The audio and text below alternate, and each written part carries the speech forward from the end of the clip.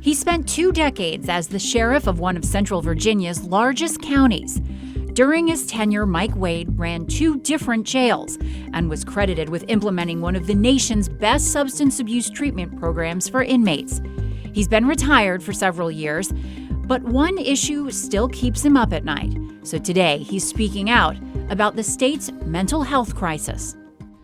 Well, Sheriff Mike Wade, haven't seen you in a while. Okay. It's retired. I know, it's been a minute. I used to cover, Henrico crime and have to come interview you when you were the sheriff. And I don't know, I probably blew up your phone 100 times on different things. And you were always really media friendly. You were always really transparent and receptive. I think everybody that worked with you when you were sheriff would have said the same. I enjoyed dealing with the media. Yeah, I learned some things too. If you ask the reporter right up front what they're looking for, and they tell you, you can either say, I can't answer that, or here's the answer. And cuts it short, and you get what you want. Gets right to the point. No, and I think you did tell me that a few times. Catie, I just can't give you that. Or I'll give it to you, but not for another 12 hours. Or ask this person, they might know. So yes, as a good friend of the media, I still appreciate a transparent sheriff. It isn't always the case that someone is as open. And you would let our cameras in. You would let us sort of know the facts about what was going on and trust us not to tell too much. And that was always awesome. I always thought that the police would be irritated by me allowing the people in the jail to talk until one time a guy shot a state trooper, and I let him interview him. And the troopers called me and said, I can't believe it. You got a confession with the reporters. And so, yeah. It happens from time to time. There's a good outcome, too. Yeah. Well, thanks for being here. And how are you enjoying your retirement? What are you doing with yourself these days? I basically around the house, and been doing a lot of work around the house. You look really healthy. You look well. I still, the month after I retired, I went on the Henrico Mental Health Board, so I'm involved in that. And I've pretty much gotten out of everything else but that. And I really enjoy that. Well, we're going to get into your mental health crusades in a sec, but I want to talk to you about your experience in dealing with mental health as a sheriff. You were one of the few that I've ever seen who sort of, I think even once you explained to me, you're like, jails are like, I don't know, 80% of them are just like mental hospitals, right? Where people didn't have anywhere to go and they ended up in jail and they're untreated and need help. I always said there's 2 kinds of people in jail: those that are on drugs and those that need to be on them. And the need to be on them. And it's proven that 80% have a substance abuse problem, and probably 30% of them have some type of mental illness. And you can document that by the medication they're taking while they're in jail. You see the numbers. You had a compassionate sort of, I don't know, way about that, and developed some really successful programs to help people not only with addiction but with kind of overcoming mental illness in the best ways that they could. Sort of talk about how that experience impacted your mindset now. I know that you're making a pretty loud call for the state to pay more attention to mental illness. Yes. How is it informed by your time as a sheriff? Well, Henrico was a great place to work because they provided the resources, especially in the area of mental health. I always had mental health staff in their jail working. And to seeing what they did and listen to what their needs were, what wasn't being met, was a big. It helped. I learned a lot. Opened your eyes to some I of learned these things. more about more about mental health than I ever needed to know in my life by being in there and being presented with the actual problems with the people that were there. Did it, learning their mental conditions and what they were going through, did it make you see the criminal justice system through a different lens? Do you think most sheriffs are looking at it the way you did? I think in talking with them, a lot of them. I used to go to national meetings that discussed mental health issues with people that were there, like around the Los Angeles County Jail, which touts they got the largest mental health facility in the country, because they had 5,000 beds just in mental health in those jails, and talking to them. But looking at the people in the jail and how they were suffering, and how you really couldn't do much about it. You can't force people to take medication. You have to get them in a mental institute in order to do that. And that was very difficult. Once people get in jail, it's hard to get them out of the jail and into the state facility where forced medication. And I remember one lady that was fighting everybody anywhere. We finally got her into the mental institute. She came back. She was released, and she actually came back and thanked us for getting us in there. So, I mean, it does change people. So the medication changes people's life. It makes them livable. If they are not treated, in time or appropriately, it seems like it's just a revolving door. Like they just keep coming back. How Right. often was that the case? Did you see people that would just be frequent flyers? It was very often. I remember one judge came to me one time and said, "What can we do about this person? I keep letting them out and come back. It was trespassing, and they're not taking their medication." And I said, "Well, Judge, instead of giving them 10 days, why don't you give them a year in jail, and we'll put them on home incarceration. We won't monitor them. We'll just tell them if they don't take their medication, we will come pick them up." And it was very successful. The person survived. We had to stop it because their Medicare stopped because they were in jail and they no longer got medical. So the systems have just got so many things that's wrong with it and prevents good care. So when you retired in 2019, right? Yeah, ended in 2019. And you have obviously kept your finger on the pulse of things and stayed connected. You're on the mental health board in Henrico. That's correct. And this issue is one that you care deeply about. How would you characterize the situation from 2019 to 2025? Where are we now as compared to then? Well, Worse off? to me, my eyes were opened up when I came on the board. I worked with mental health in the jail for 20 years, but I never knew the scope of what they actually did. And they are so successful in many areas. They help so many people. It's just the crisis situations and the people that end up in jail, which are the most difficult for them to deal with. And I've always said, knowing what they do, if they can't solve those problems, then the problem is the problem. We've got to find solutions to it. And I think if given the opportunity, I think many differences could make. And it's not all about money. It's just about policies and procedures, the way things get done statewide. And I've always asked one question, too. Mental health, what level of government is responsible for it? And I've never been able to I know what my answer is. It should be the state. In fact, I testified before a Senate committee one time, and I passed them out my business card and told them I put all the local ordinances related to mental health on the back of my business card, and they turned it over and there was nothing there. And I said, no, they're all state laws, so it's y'all's responsibility. And out of that, I got called a wise ass. But I really mean it. It's, the state needs to look at what they can do that localities can't do. And the big thing is forcing medication.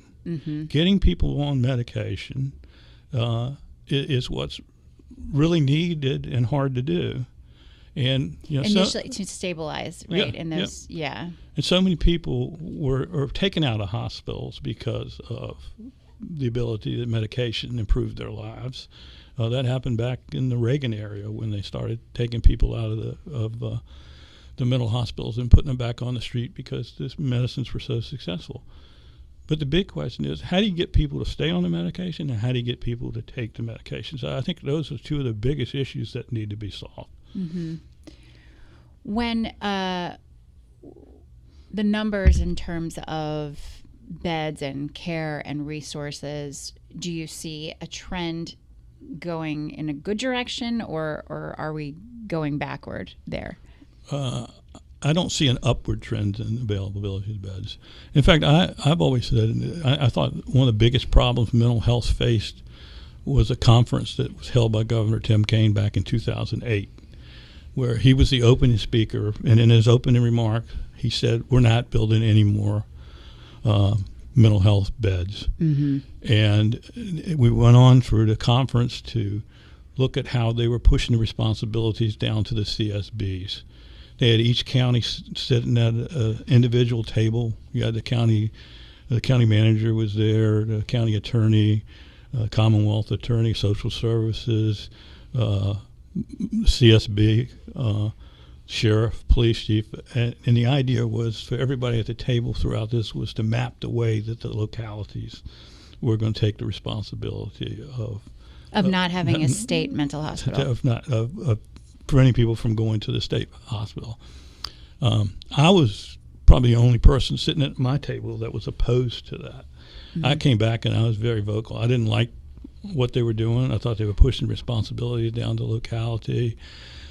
Crisis intervention teams were that concept was entered. I said, I didn't like it, but I got visited by one of the deputy county managers, and I agreed to disagree, but allow our people to be involved. And I even went through crisis intervention training myself. Mm-hmm.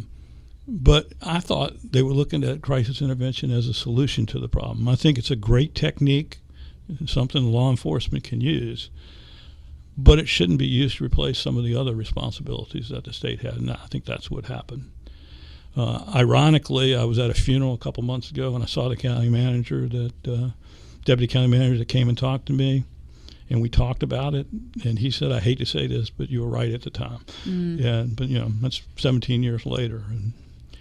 And I saw 6 of my former deputies arrested for murder using the techniques that they were actually taught in the crisis intervention school. And I think personally that it got settled so quickly that nobody looked at the real problems behind it. It's true that the person who died was a victim. His family is truly victims of it. But the other victims that weren't mentioned were the mental health workers, the hospital workers, and the police officers who were forced into that situation that ultimately led in his death. Well, we seem to have, no shortage of mass shootings, school shootings, suicide rates are up.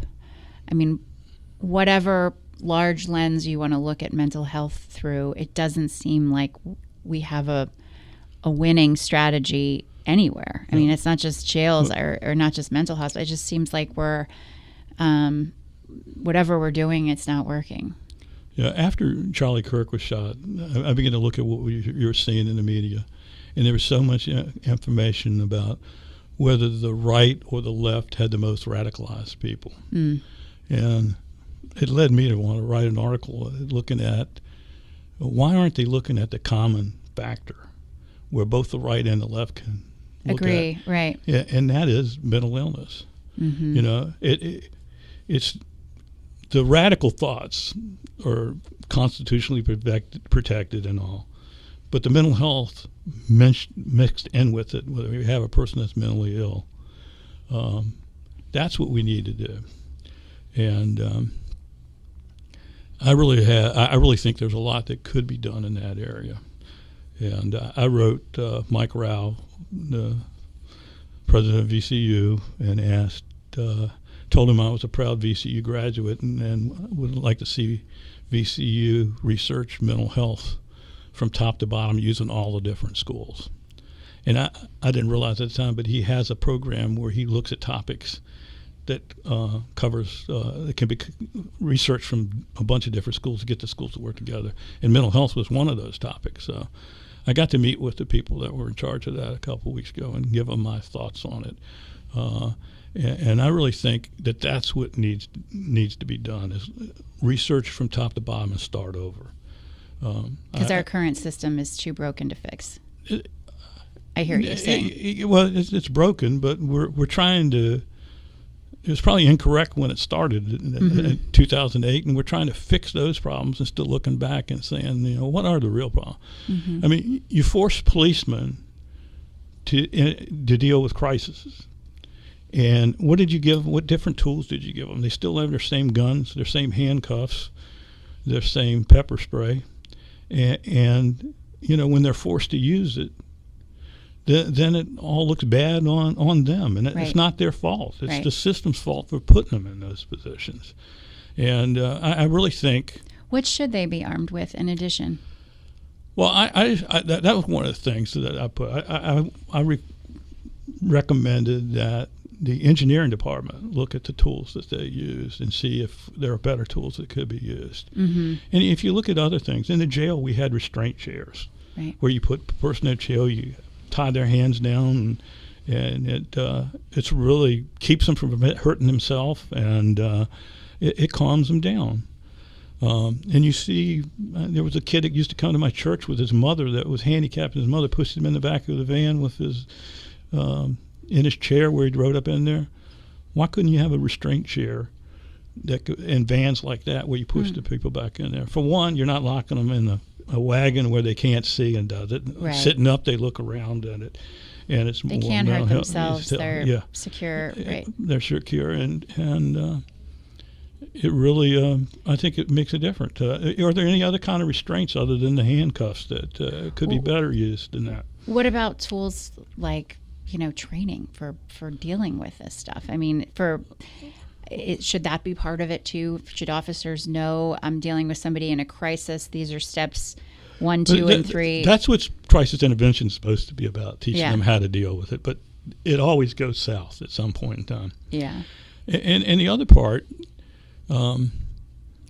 getting somebody into a hospital is very difficult. In order to get a TDO, you have to name the location where you're taking them to. And that's always been the problem. It used to be 8 hours you had to get that. Then it went to 16. This is how the General Assembly has dealt with it. Then it went to 16.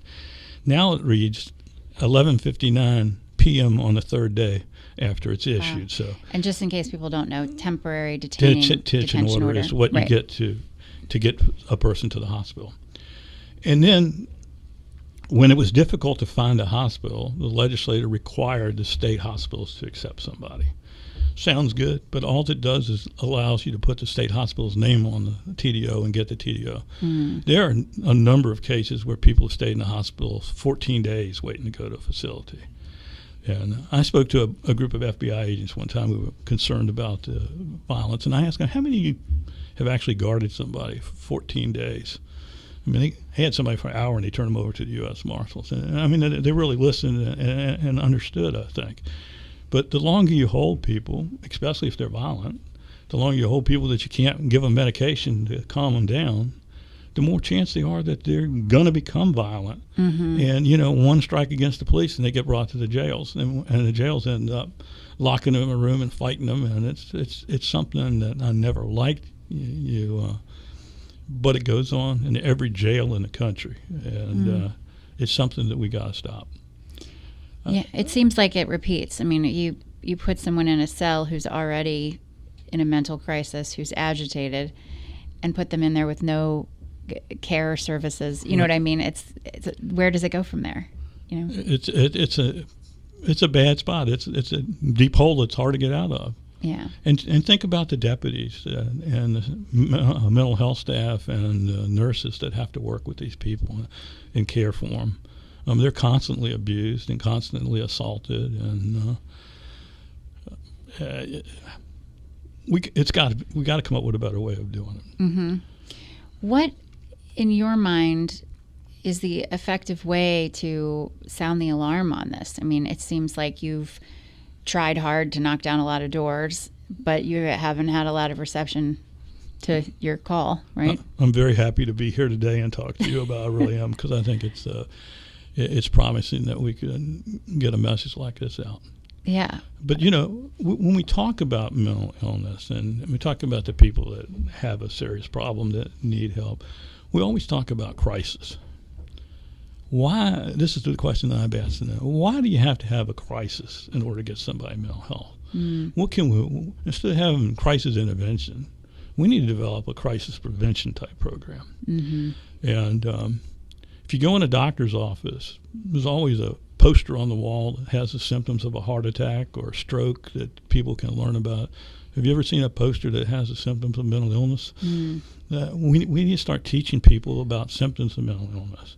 And we need to have the hospitals and all start, instead of trying to diagnose somebody and treat the diagnosis, to start looking at the symptoms and treating the symptoms early on. We need to educate families about the symptoms so that they can know, what they can do and know what to tell the people facilities. we need to get by HIPAA, so when somebody's over the age of 21, you can talk to their family members so that they can tell you. There's a number of people that will talk to you about trying to get their people help and being shut down because of the HIPAA laws. I had a case one time at the jail where a guy's son that I knew, his son was locked up for running naked down a hotel room. He dropped his wife off at the door. His wife talked to the mental health person. Mental health person got permission for her to talk to her about it. And when he, as a father, came in, he wasn't allowed to talk because he didn't have the approval. I mean, that's how stupid the laws are. And yeah, it does seem like, sometimes we make things more complicated and difficult when there's probably, if we really boiled down what the issue was, there's something a lot simpler that could be resolved. Well, this is a good spot to take a break, so we're going to hit pause for a second, and we'll be right back with Mike Wade. If you're enjoying Untold, like and subscribe on YouTube. You can also rate and follow us on Apple, Spotify, or wherever you get your podcasts. All right, Mike, well, we've talked a little bit about, you being on the board and staying connected, and I know that there's several people in the community with influence and power in these issues that you've reached out to. Why is it that people simply don't want to talk about this or want to make changes? I mean, why is it that you feel like you're not getting traction the way you want to?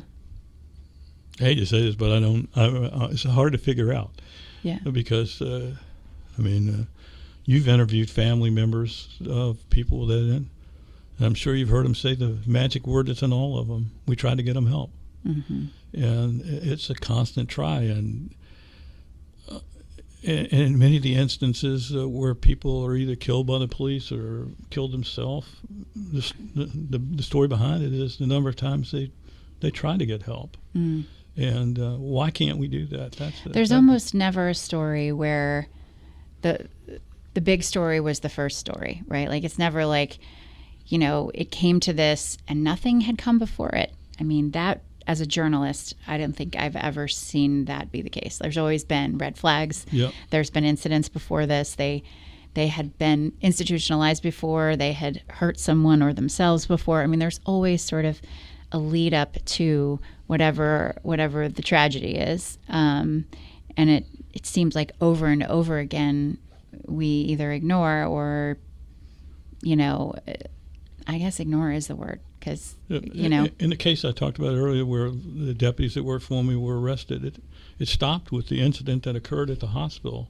And not much research was done into what happened leading up to it. Mm. And the leading up to it is what could prevent it, not the actual incident. Actual incident. Yeah. I thought injustice was done to those deputies by not talking about what led up to it.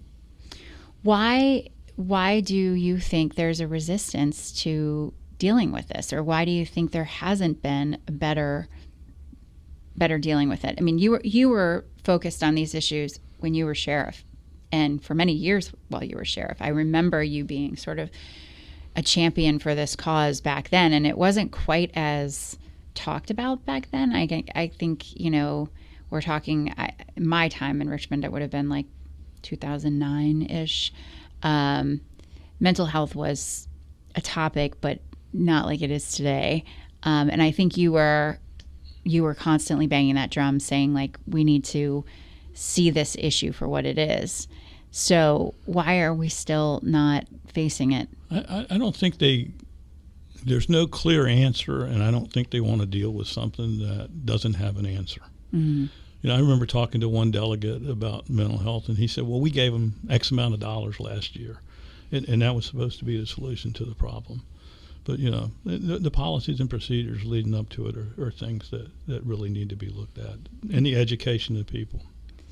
Yeah, I think that, to me, that the suicide rate is always sort of, a good question to ask about. Like, if we're doing all we can and we have access to all of these tools, then why are more and more people taking their own lives, right? I mean, that's the fact.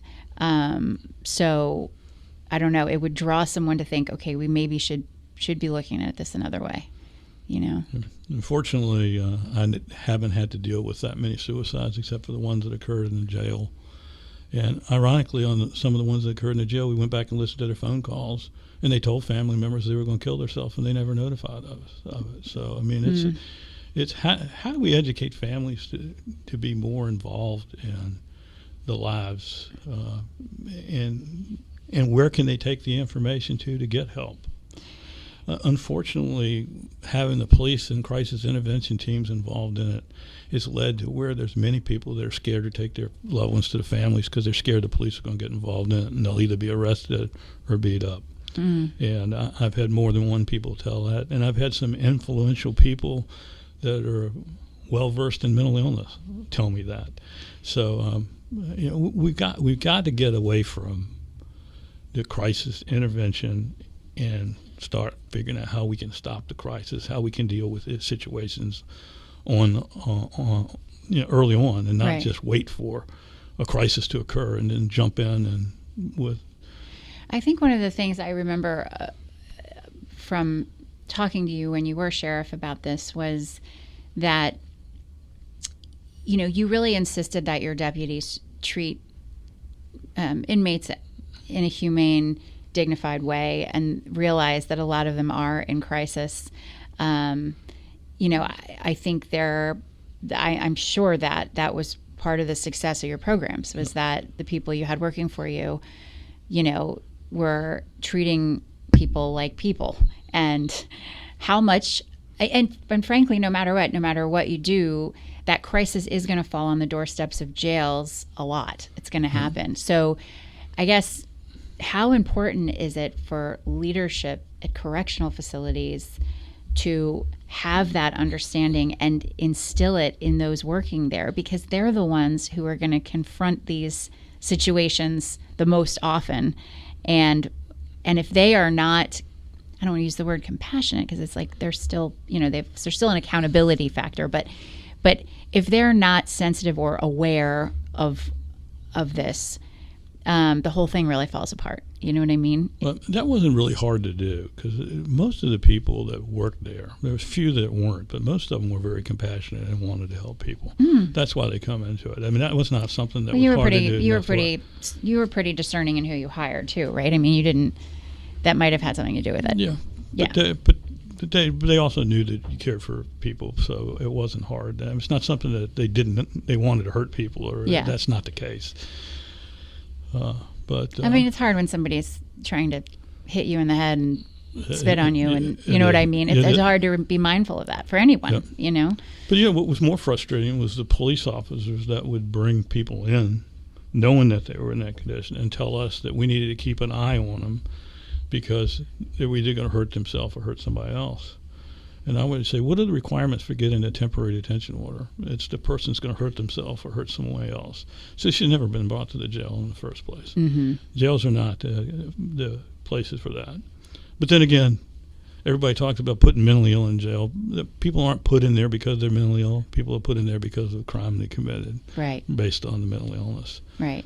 And most of those crimes are commonly called nuisance crimes, or trespassing, or simple assaults, or larcenies, the stuff that people have. Speaking of nuisance, tell that story that you just told me a few minutes ago about the FBI box. This is like such a good metaphor for your whole point, really. Well, right out of high school, I went to work for the FBI, and I was a clerical employee, and I worked a night shift, which you answered the telephone. And this is before the computers, so everything was on file cards. So they used to have a little file box about the size of one that you have recipes in your kitchen. And it had the names of the people that called, the frequent callers, and what their complaint was, so you knew who you were talking to. But it was always referred to as the nut box.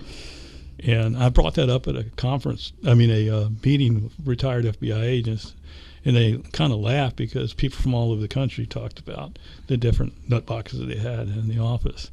And I took away from it that that's the way we treated stuff back then. Right. And it wasn't put it in a box, set it over here, don't pay attention to it, dismiss whatever they're telling you. But it made me look at the fact that traditionally we've looked at law enforcement has looked at those mental illnesses like that as a nuisance and not as a problem that we could resolve. When I was going through the police academy, there was a guy in my class that came from being a communications officer to a police officer.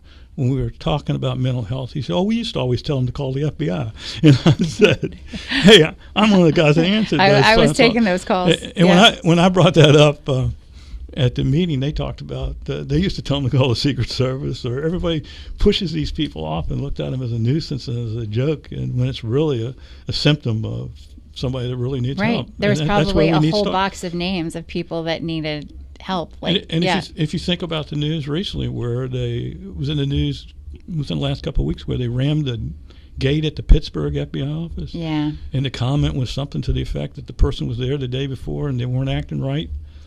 That right. Again. I think some of this does fall on the people around them as well. I mean, I don't know. There's sort of a mentality with mental illness that, like, it's not my problem, or it's not, he doesn't work for me. And, it's like, yeah, but if you see somebody that looks like they're falling apart or is in distress or is on the edge, like, I do feel like there should be some better way to, help, say something, get attention. Like, it would have taken just one employee that day before to say to a supervisor, "Can you check in? Because, he seems like he's off." And we have a real hesitation to do that for probably multiple reasons. You don't want to interfere or overstep or get involved or, get in trouble. But I think maybe society has some role to play too, in just like looking out for each other, I think that's something that a college like VCU could put in their study to look, and it's one of the things we talked about. How do we train the family members to document, or even our police office and all, to document the behavior?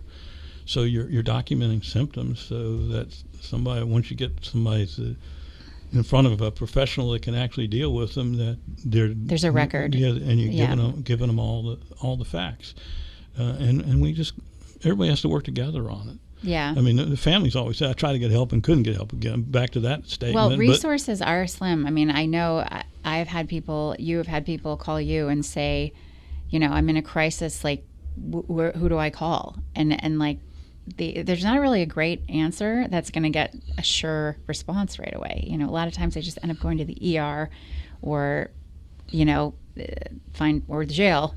But it's not. Resources are tapped. Yep. They're tapped out. Well, I had one family member tell me recently they took their son to the ER, and the son had a condition that his enzymes go off and it causes them to get really violent and all. And there are medications that help it.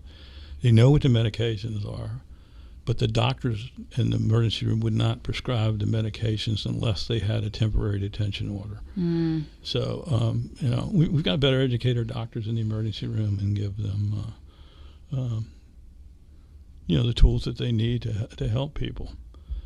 And, if you look at the sedatives that are given to people in jails and even down at Central State, those are concoctions that are made up of different sedatives that are put together and given to the people.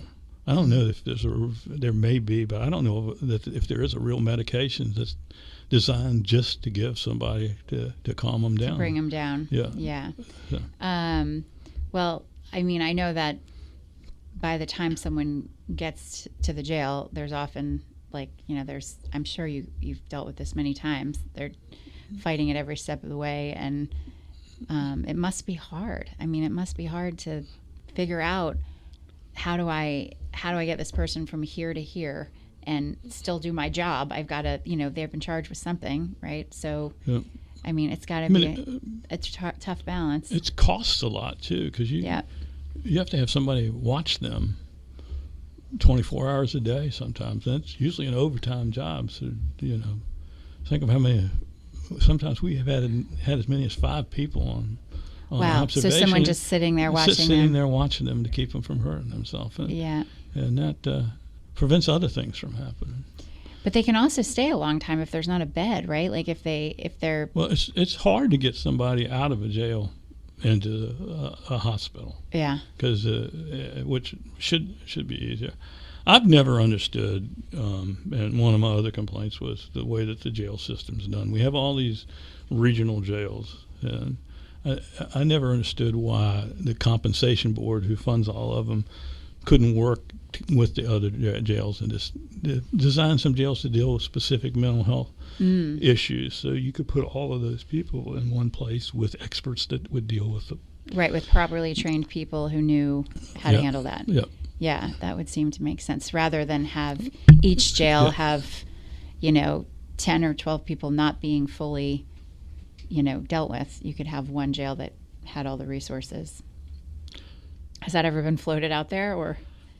It's hard. I mean, all they do is divide the money up and give you what you're supposed to earn. But as far as policies and that would save money at getting people, no, I don't think they're ever involved in anything like that. Yeah, it's hard to undo those, standards once they're set. We are going to take another quick break, and when we come back, I'm going to get your perspective on some modern policing things going on right now. Just as an outsider, now I can pick your brain. We'll be right back. Okay.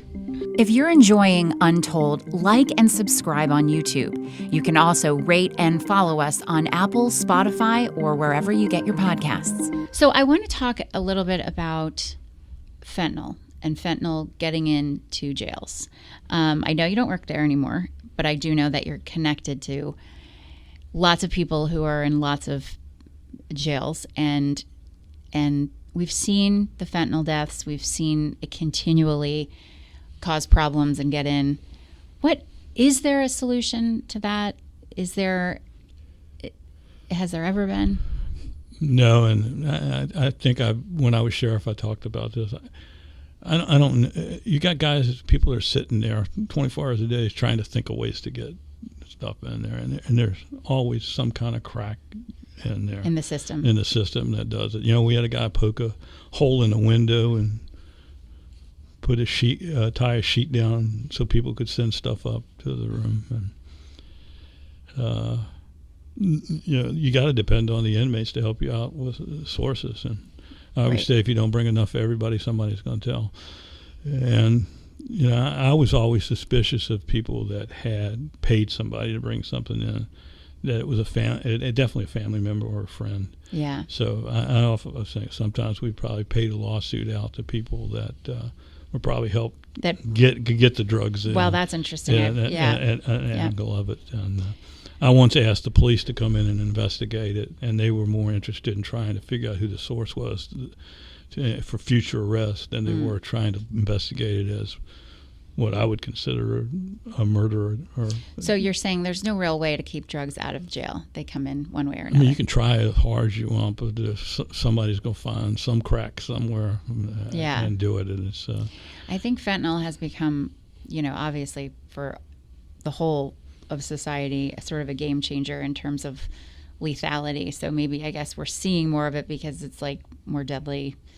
And having drugs laced with it can be particularly, I know it's extremely dangerous for a jail for it to come in there, and something you really want to work as hard as you can. But I would never say you could totally keep it out, because I want to be real. Yeah. No, I just wonder, with so many things in place, it is incredible how often we hear about it. Now there are companies that take inmates' mail, copy it, and send the copy via their tablet, so there's no actual mail coming into the jail to keep up. That's a big business. Interesting. There's a lot of different things that have been done to keep it out. Books, you can't bring anybody anything into the jail to do it, but they still find some ways. And then the weak person that wants to make money that works for you was the one that's always bothered me. Right. Yeah. Have you ever had to fire anybody for doing that? I've had to arrest people for doing it. Mm-hmm. And, we arrested one person who was a college graduate in a criminal justice program who kept notes of the stuff he brought into an inmate, which he had on him at the time. And after they arrested him, they were taking him to another jail, and he asked the deputy transport, "Do you think this is going to ruin my career?" I mean, that's how bad it is. Oh my gosh! And it was like a list of all the The things. people that he paid him the money and how much they paid him. And it was all drugs. Cigarettes and drugs. Yeah, yeah. How often is it the case that someone's on the inside doing that? I think in my 20 years, it was probably 3 times. Mm-hmm. I bet that was a difficult conversation to have, because these people work for you. You like them, they know you, and you have to basically turn into law enforcement, and they turn into a criminal, right? It's more sad. Yeah. You know, promising career, and you go to school for all those years, and this is what you want to do, and then you blow it by creating that act. Right. And once you do it once, you can't stop. Yeah. Because the people got you. Right. It seems, I mean, we had both candidates for Richmond Sheriff here, and it was a big topic for both of them to talk to us about, because we've certainly seen in that facility in particular it become a real problem, you know. I used to tell the deputies on their graduation, and I asked all the women to stand up, and I said, "I want to let you know you're the most beautiful women in the world." And then the guy stand up and say, "You're the most handsome guy in the world." And I said, "What I'm demonstrating is not sexual harassment. It's that when some inmate tells you that, I want you to remember I told you first." Yeah, I mean, we were going through some of the protocols in place at the Richmond City Jail, and you know, when you really get down to it, there has to be some help on the inside. It seems like, you know, there's got to be that. You got to look at every possibility. Yeah. What are you seeing today from the outside that maybe you couldn't see when you were a sheriff, in terms of public safety and policing, and like, what are we doing better? What are we doing worse from where you sit now? It's sometimes when you're in your own, you know, you had a huge operation to run. It was like $40 million a year and 400 employees. I mean, you were like, this was a big deal. It was a pretty big operation. Yeah. And somehow you never seemed like you were that stressed. But I think I was more stressed than I realized. I know I was more stressed than I realized. Yeah. I was able to lose 95 pounds after I retired. Yeah, so, I mean, that's taking the stress off, for sure. Taking stress off. Yeah. And I'm probably healthier today than I was when I'm healthier at 69 than I was at 49. You actually look healthier now. Yeah, and you seem more relaxed, for sure. But you were never terribly stressed, I don't think. I think you always kind of had that like calm composure, even when it was like things were melting down. I always dealt better with the stuff that was really pressing and all than I did with little things. Yeah. I mean, if something was happening, I was looking for a way to solve it. You know? Well, but knowing that you were so absorbed in what you were doing, like now that you have these hours to see from the outside what law enforcement looks like. You know, we had the Richmond police chief last episode, and we were talking about the violence in Shockoe Bottom and making gun-free zones, and him sort of talking generally about, you know, gun violence in Richmond. What are your thoughts on the state of violence? I really still think we need to look at the jails as a source of solving the problem and not part of the problem.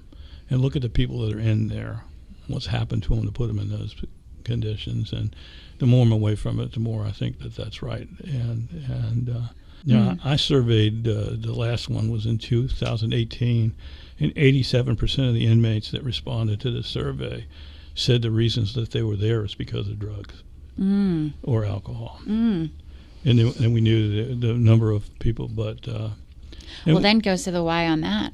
Yeah, why are so many people turning to drugs and alcohol? We also had things like the age of first use, and I was surprised. There was a lot of 6 and 7 years old put in there. That's sad. And I once presented that information to the school board.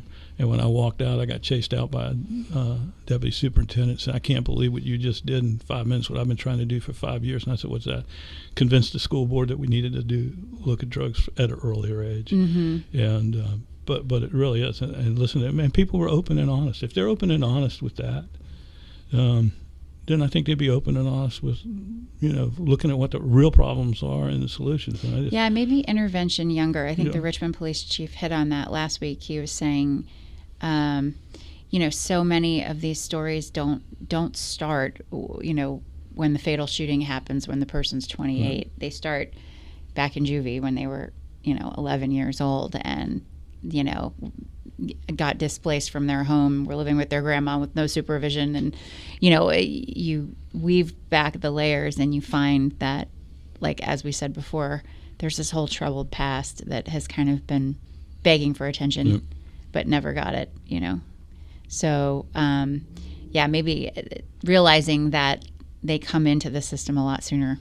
And I still run into on the streets a lot of people that were in the jail that went through the drug program that we were there that are very thankful. And, a lot of good stories of how people have done real well after they've left jail. Yeah. So, I think people need to be given the opportunity to get their self-help. You can't fix them. Right. But you got to give them the opportunity to fix themselves and to do it. And you got to have more family involvement in it. And that's one of the things I regret, was not having more family involved programs that would involve with the inmates that were actually in jail. Mm. Do you miss working in corrections? It's funny because most people, it's such a hard job, but I think you loved it. Well, I miss more than anything else the contact I had with the inmates, because I really liked seeing them do well. And knowing we were given an opportunity to change their lives and seeing their lives change. Mm. I mean, I've had people bring their kids back after they got married. I performed a wedding of a couple that met in the jail, and then they came after they got back. They brought their kid in after they had a kid.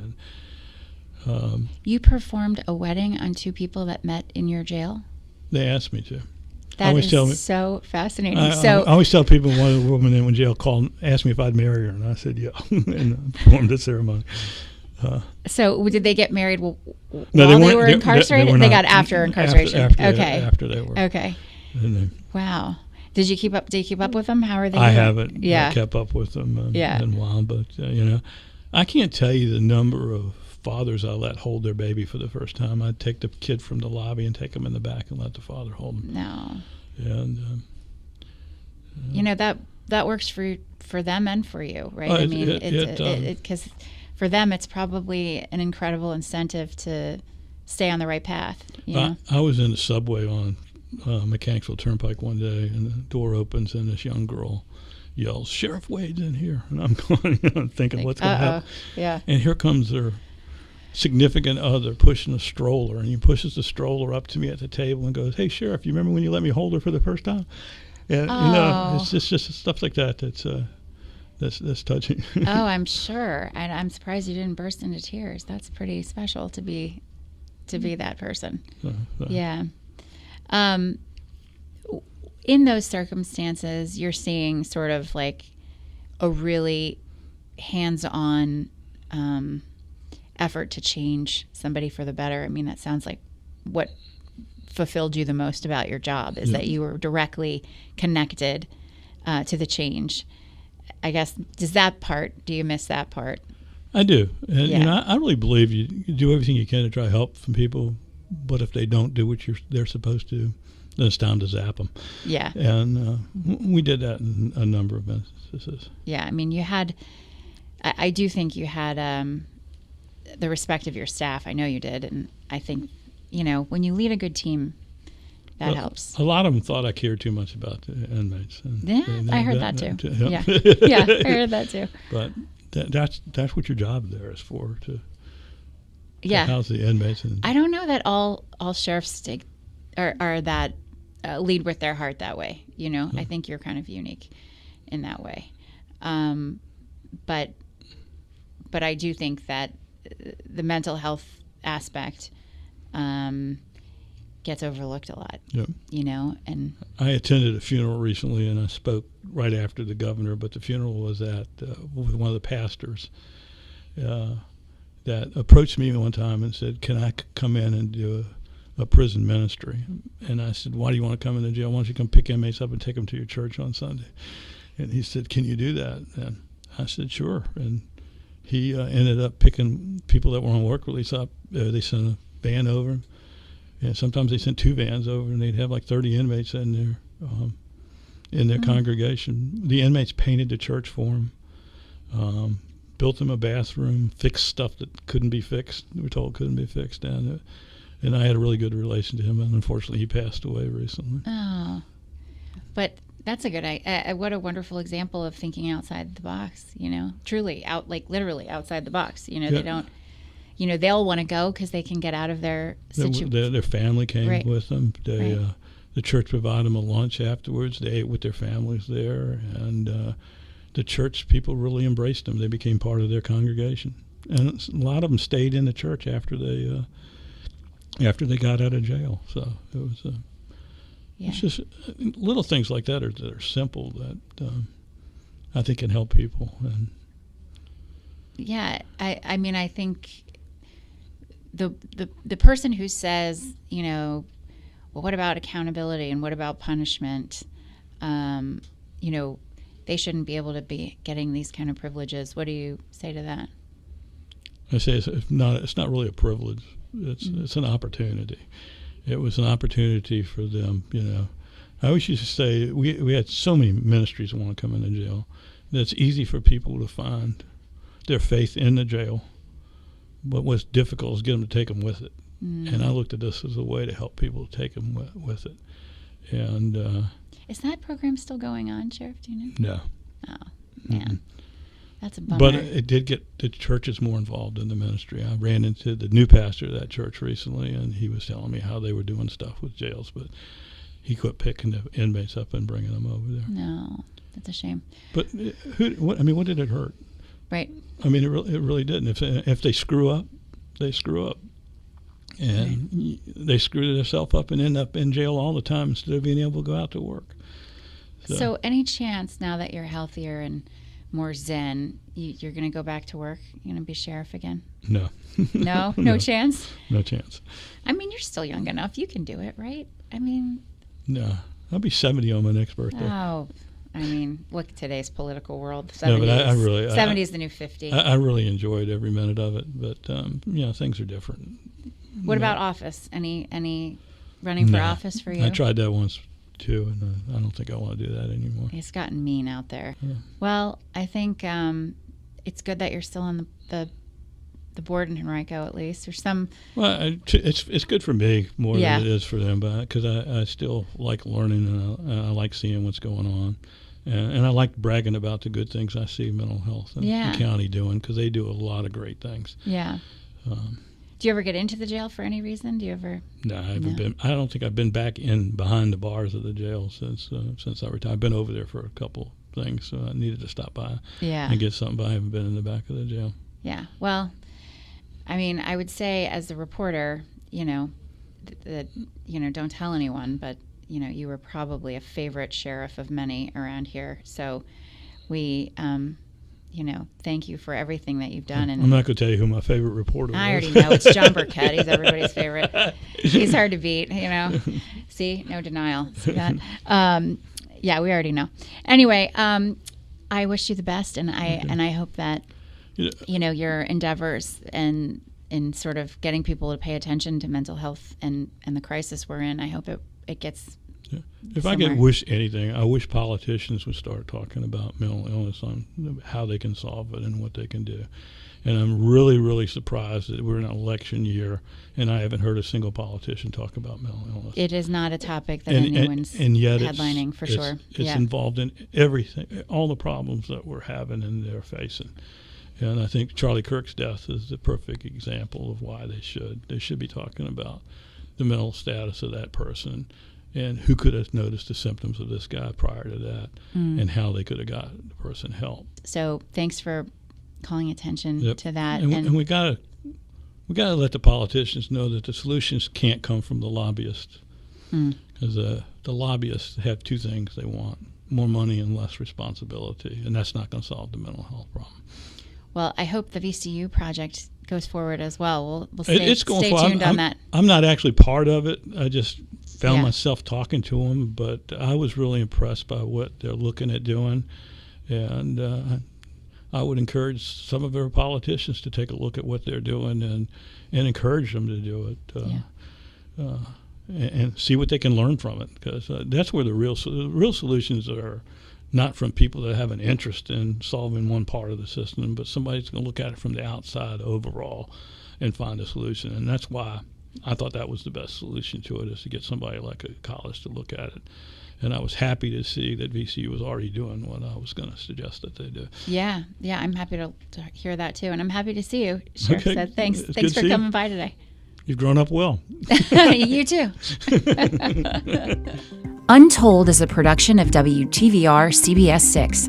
Executive produced by Mike Bergazzi and Catie Beck, directed by Nick Maharaj and Brock Taylor, and edited by April Harshman. Follow the show on Instagram at Untold_WTVR.